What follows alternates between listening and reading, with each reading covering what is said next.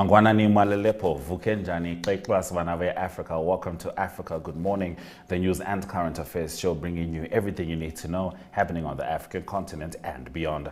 You're joined by Ashin Betty and Diana Master on Tuesday, the 21st of November. How are you, Diana? I'm doing well. How are you doing? Fantastic. I like the colors, they contrasting. Yeah, blue, red and blue. We'll love to see it. Americans, don't get excited. It's not about you. It's not about you.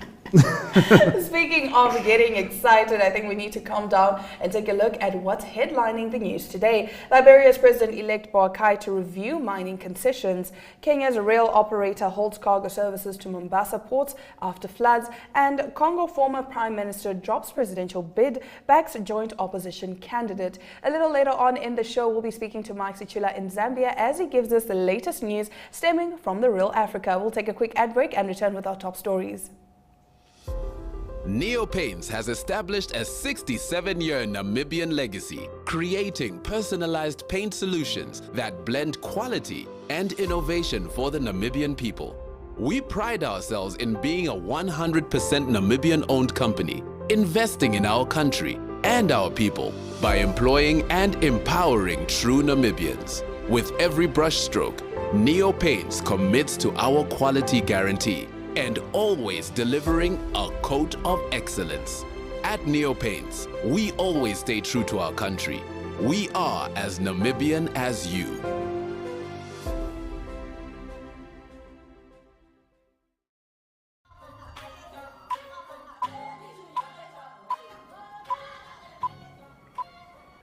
All right, it seems like Liberia's president-elect Joseph Boakai has gotten straight down to business, even though he's not yet in office, but this is something he plans to do.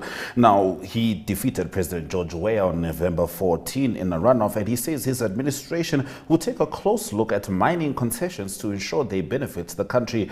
Boakai, 78, a former vice president who lost to Weah in the 2017 runoff and campaigned on a promise to rescue Liberia, told Reuters in an interview on Sunday evening that he expected a lot of changes, particularly with the economy. The first step of rescuing Liberia is taking it from these people. It has been rescued. The next thing is to deal with the issues that have been hanging over this country, Boakai said, citing corruption and the lack of basic services. Boakai said a key area from which Liberians had not benefited was the mining sector, despite the West African country's rich mineral reserves, including diamonds, gold, iron ore, and timber. Getting into our next story, flooding and landslides in Kenya's coastal region have halted rail cargo services to and from the port city of Mombasa, the state-owned rail operator said on Saturday. Heavy rains linked to the El Nino phenomenon, followed by flash floods, have submerged towns across East Africa, leaving hundreds of thousands of people homeless. In Kenya, the death toll from the flood stands at least 46 and is expected to rise. Floods and a landslide on the railway line between the capital Nairobi and Mombasa have forced Kenya Railways to close all cargo services, it said in a statement. The railway also moves cargo to other countries in the region, including Rwanda, Uganda, and South Sudan. Kenya Railways said limited passenger services would continue. Data from the Kenya National Bureau of Statistics showed its standard gauge railway holds 6 million metric tons of cargo last year from 5.4 million a year earlier. Now, the Democratic Republic of Congo's former Prime Minister Augustin Matata Ponyo said on Sunday dropped his presidential bid and said he would back a joint opposition candidate following recommendations of 4 opposition candidates that met in South Africa this week. In a speech posted on his ex-social media account, Matata Ponyo said he would throw his support behind Moise Katumbi, a millionaire businessman and former governor of the copper-rich Katanga region. Katumbi is expected to launch his campaign on the 20th of December on a Monday. Now, representatives of DRC's main opposition parties held talks this week in Pretoria on how to ensure the general election would be fair and to decide on a potential joint candidate to challenge President Felix Tshisekedi. Opposition parties are concerned that the election will be flawed. Now, Madagascar's incumbent President Andry Rajoelina has taken a massive early lead in last Thursday's election, boycotted by some parties, with votes from 37 of polling stations counted by Sunday evening. President Rajoelina currently leads with 62.4%, trailed by Siteni Randriana Soloniaiko at 12.2% and ousted ex-President Mark Ravalomanana at 11.2%. In the polling stations tallied so far, Madagascar's Electoral Commission said turnout was was 43%. Some opposition candidates who withdrew from the presidential contest have attributed the record low voter turnout to their calls to voters to boycott the election. The elections did not respect the required democratic standards, and this was proven by the participation rate, which was the lowest in Madagascar's electoral history, opposition politician Hadjo Adriana Narivelo said Thursday's vote. The run-up to the poll was marred by chaos, with 10 of the 12 opposition presidential candidates boycotting the poll after failing to block Mr. Rajoelina from running over his joint French citizenship. Now, in the UK, an artist from Kent has created a new underwater sculpture installation in the Caribbean. The creation consists of 25 life-size sculptures which have been live cast from members of the local community in Grenada. Now, the artwork was created by sculptor Jason De Keres Taylor from Canterbury, titled Coral Carnival. He said his latest installation drew inspiration from Grenada's vibrant annual carnival called Spicemas. To celebrate the vibrant spectacle, these new works have been adorned with natural pigments like squid ink and turmeric bonded with calcium carbonate. He said, I find this very interesting, and I think I'd want to know what the Grenadans feel about this, because in Grenada, there are these sculptures underwater. It is a tourist attraction, but these sculptures represent the slaves who were thrown overboard. Oh, wow. So to go with the same concept with regards to a carnival, it would be interesting to see how that is received by the people of Grenada. But swinging back to the real Africa, we'll be talking to Mike Sichula after the break.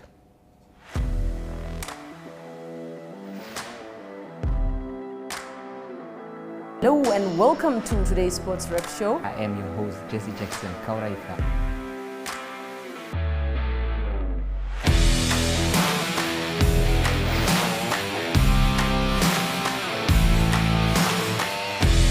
In replay, Namibia, who had won the toss for the first time on this tour. Good day everyone, time for international sports news, starting off with tennis news, both on the WTA for women's and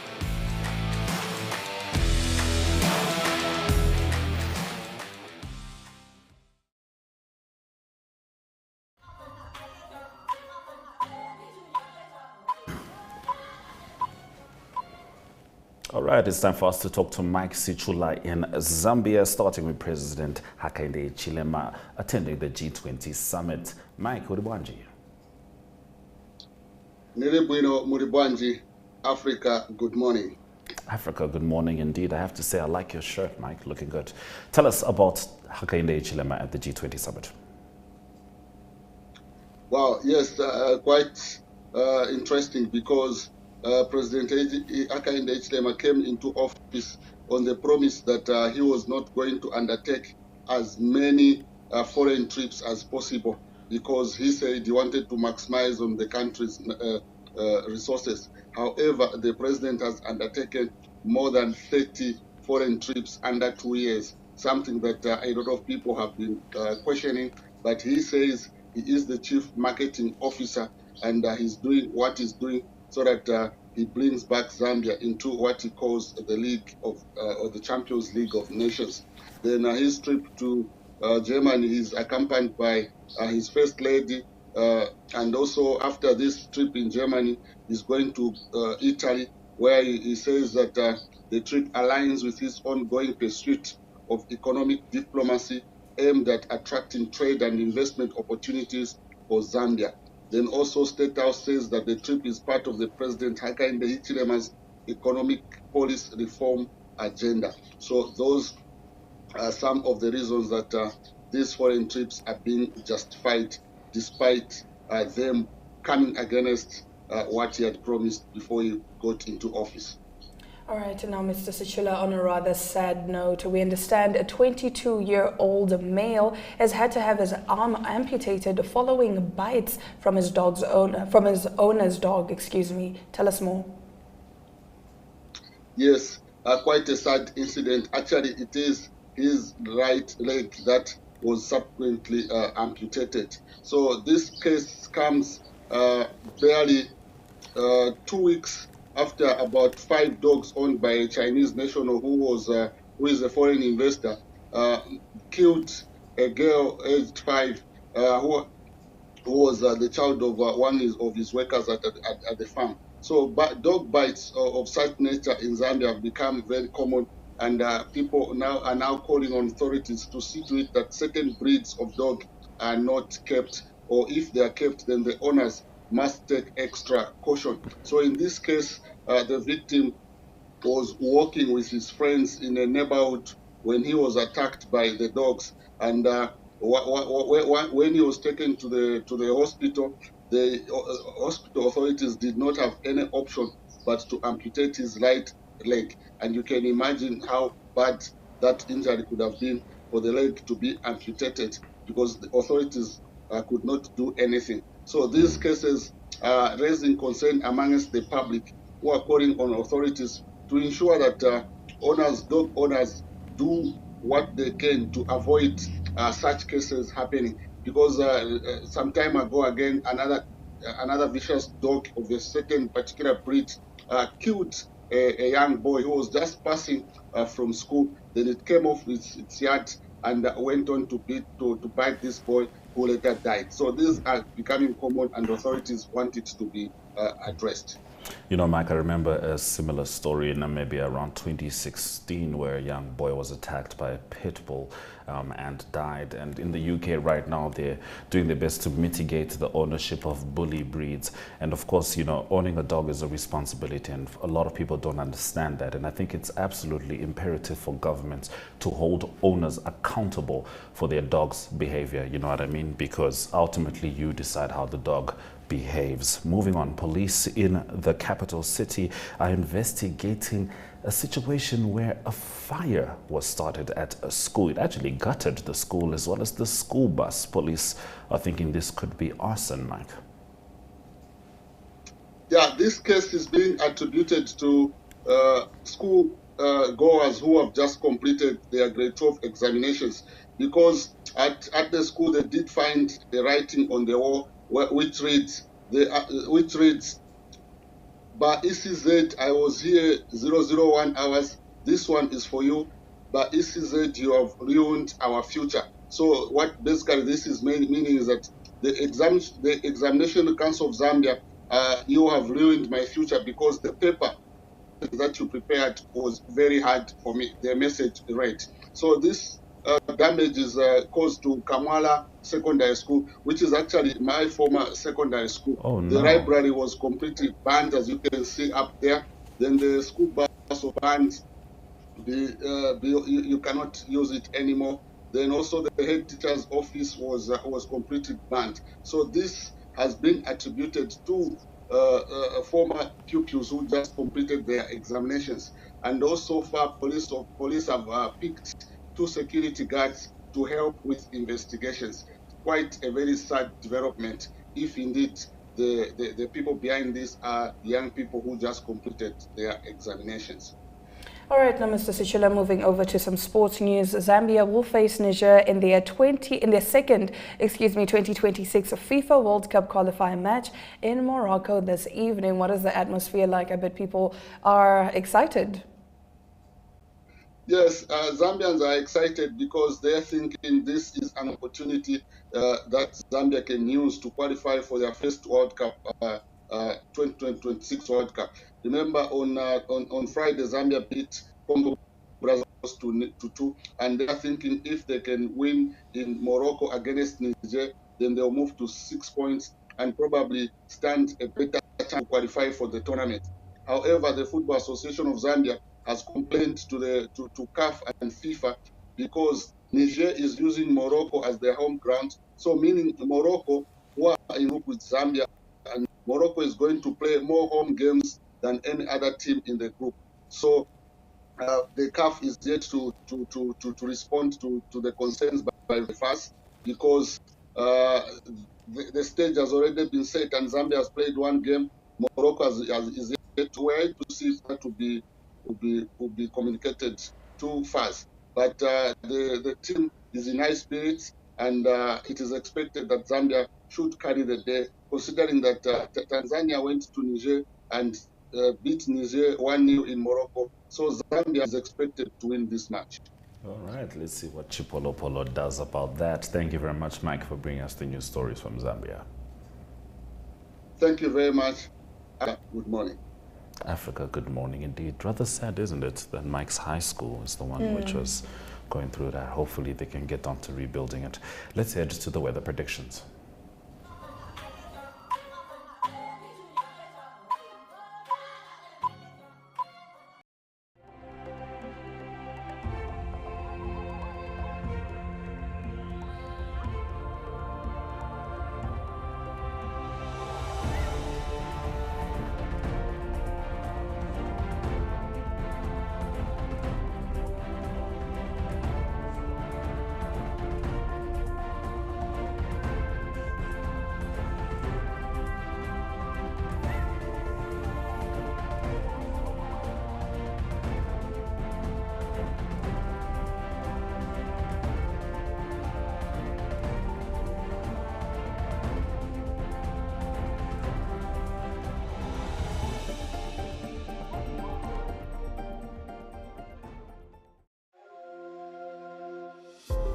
Neopaints has established a 67-year Namibian legacy, creating personalized paint solutions that blend quality and innovation for the Namibian people. We pride ourselves in being a 100% Namibian-owned company, investing in our country and our people by employing and empowering true Namibians. With every brushstroke, Neopaints commits to our quality guarantee and always delivering a coat of excellence. At Neopaints, we always stay true to our country. We are as Namibian as you.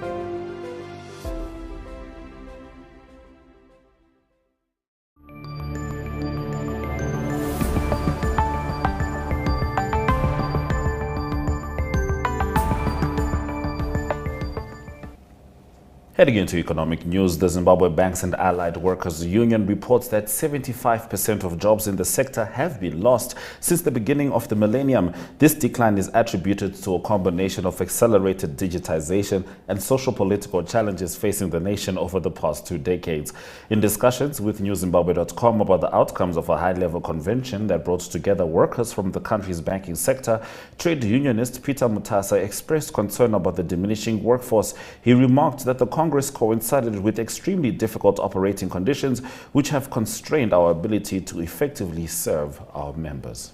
Getting into our next story, South Africa is Namibia's top market for both import and export of beverages, according to data provided by the Namibia Statistics Agency, NSA. During September 2023, South Africa remained the top primary source of beverage with a share of 92.8%, followed by Germany with 4.2%, United States of America 0.9%, and the United Kingdom with a share of 0.7%. Similarly, South Africa was a top export destination for beverages in September, accounting for 81.7%, followed by Zambia 6.9%.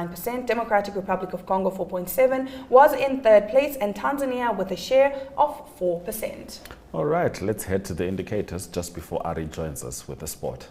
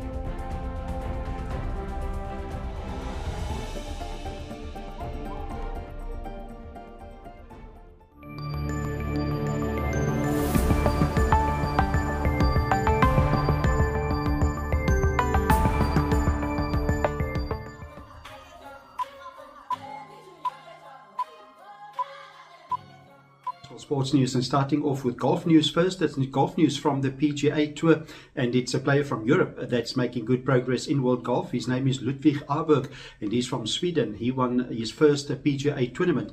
He won the RSM Classic, and that was played in Georgia, and he won it impressively with a score of 29 under par for the 4 rounds. Also impressive, or mostly impressive, was his rounds number 3 and 4, his last 2 rounds. Both of them played them in 61. That was 9 under par. So impressive golf from Ludwig Aberg. In second position was Mackenzie Hughes. He's from Canada. He was a 25 under par, 4 shots back. And it is Ludwig Aberg that is now number 32 in the world. And that means that he will qualify for his first major ever. That will be next year's Masters tournament being played at Augusta in Georgia. Also tournament played on the DP World Tour, that's a European tour, and it was Nikolai Højgaard that won that on a total of 21 under par. He finished with the 4th round of 64, and in second place Victor Hovland and also Tommy Fleetwood also on 19 under par. Defending champion was John Rahm of Spain. He was close to winning. He came in with a round of minus 17 for the 4 rounds, or a total of minus 17 for the 4 rounds, and that made him tied for 5th. And also Southern African interest, it is Tristan Lawrence of South Africa. He also came in with a final 4-round score of minus 17 for tied 4th, same score as John Rahm. Continuing international sports news with soccer news, and it is qualifying for Euro 24 next year in Germany, and it was a good result for Scotland. They drew 3-3, and that was with Norway, enough for them to go through to the finals of the Euro 24 in Germany. Also in Group A, it was Spain too strong for Georgia. They beat them by 3-1, so Scotland and Spain, the teams going through in Group A. In Group F, it was Belgium that played against Azerbaijan, away to strong for him 5-0, the winning score. And in Group F, the teams leading there is Austria and Belgium. And then a good win for England. That was over the weekend. They beat Malta by 2-0. They're leading Group C on 19 points. And Italy's got 13 points in Group C. Also, they won against North Macedonia, and the score there was 5-2. Also in Group J, it is Portugal and Slovakia comfortably leading, and they will be in action also in Euro 24 in Germany. And to close off today's international sports news, it is rugby news. The United Rugby Championship continues. Not a good weekend for South African teams. All 4 of them lost, and it was 3 of them that played overseas and 1 at home. The Sharks lost to Connacht, that was in Durban, and it was the Stormers, Bulls and Lions that lost in Europe. But this coming weekend, it's 3 of the 4 South African teams will be playing at home. Hopefully for them, better luck then. It is the only team that will play overseas will be the Stormers, that will have a last commitment there when they play against Cardiff Rugby. Fixtures at home for South African teams this coming weekend will be the Bulls at home in Pretoria against Connacht, and it will be the Sharks that will host the Dragons. They're also from Wales, and then the Lions will host Zebra, the Italian club. The first home game for the Stormers will be on the 2nd of December. That will be in Cape Town when they also play against Zebra. The log at the moment, it is Leinster. They're from Ireland, that leads after 5 games. All the teams have played 5 games. Leinster's got 20 points. Glasgow Warriors from Scotland, they also have 20 points after 5 games. And then lower down, 7th position, the Bulls on 15 points. 9th position, the Stormers on 12. And then 13th position, the Lions on 19. And on the 16th and last position is the Sharks with only 2 log points. That's international sports news for today. Hope you have a great sport day, and we talk international sport again tomorrow. Goodbye.